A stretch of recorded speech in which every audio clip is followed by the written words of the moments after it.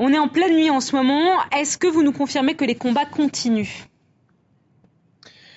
Écoutez, oui, c'est en train de déraper dans ce centre d'affaires, le centre en fait de la capitale thaïlandaise. L'assaut, l'opération militaire qui a commencé à 18h, donc il y a un peu plus de 8 heures maintenant, s'est suivi de scènes de guérilla urbaine, d'une extrême violence un peu autour de ce camp retranché des chemises rouges qui, ironiquement, est devenu assez calme après les combats et les bombes auxquels on a assisté en début de soirée. Donc, à quelques centaines de mètres seulement de ce camp retranché, à l'extérieur, dans les grandes avenues qui, encore une fois, sont le poumon économique de la capitale thaïlandaise, eh bien pas forcément des membres des chemises rouges, mais des sympathisants, des citoyens ordinaires, des chauffeurs de taxi, des gens, en fait, sont sortis dans les rues et ont affronté, ont arrêté tous véhicules ayant des uniformes, des gens en uniforme dedans, des policiers ou l'armée, et il y a eu des combats, des tirs tendus, dont un manifestant a été tué devant nous d'une balle en pleine tête, sans qu'on sache vraiment qui est le tireur. On parle de snipers, de tireurs d'élite qui ont semé le chaos depuis 18 heures ici à Bangkok.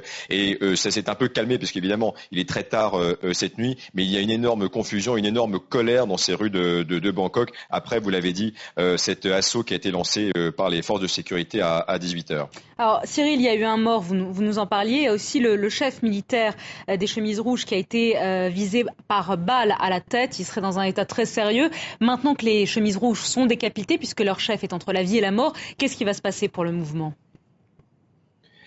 C'est la grande question. Le général Séding, qu'on connaissait bien, il a été également touché juste après qu'on se soit entretenu avec lui. Il était à quelques mètres de nous.